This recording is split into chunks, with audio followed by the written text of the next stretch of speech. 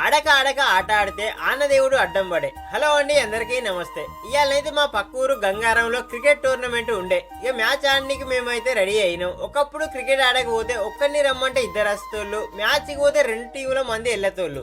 అలాంటిది ఇప్పుడు 11 మంది వెళ్ళాలంటే సంధికొకరిని జమ చేసుకుని ఈ పల్లె ఆ పల్లె అని తేడా లేకుండా కలుపుకొని పోతే కానీ టీం అవ్వట్లే.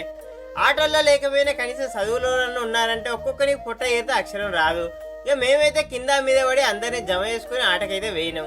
పోయేసరికి ఫస్ట్ మ్యాచ్ క్లైమాక్స్ కి వచ్చింది. మాదైతే సెకండ్ మ్యాచ్. సో కాసేపు ప్రాక్టీస్ అయితే మొదలు పెట్టినాం. ప్రాక్టీస్ లో పొట్టు కొడుతాం, అసలు మ్యాచ్ కి వచ్చేసరికి పండ పెడతాం. అది మాకున్న అలవాటేనాయే.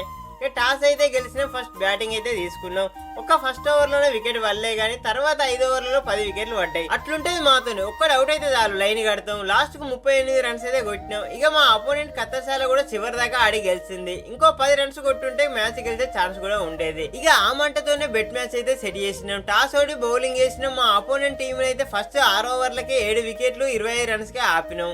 ఇక మ్యాచ్ గెలుస్తాం కంటిన్యూ అయితే అనుకునే లోపే అందుకని వానైతే కొట్టుడు స్టార్ట్ చేసింది. అట్లుంటది మరి మా లక్కు. దరిద్రపు దేవత మేము బెస్ట్ ఫ్రెండ్స్. ఏడికి పోతాం అంటే నీ వెనకనే ఉంటా అంటది. దానికి తోడు బాల్ పట్టబోయి బండనదంతే నా బొక్కలేసింది. అట్లుంటది. ఆట తక్కువ దెబ్బలు ఎక్కువ. ఇక ఆడ నుంచి అన్ని మూసుకొని చక్కగా ఇంటికైతే వేయినాం. మరి మీ ఊళ్ళలో కూడా క్రికెట్ ఆడతానులా? ఆటలు ఎక్కువ పనులు తక్కువ చేసే దోస్తుగాళ్ళకి ఈ వీడియోని షేర్ చేయండి. Thank you.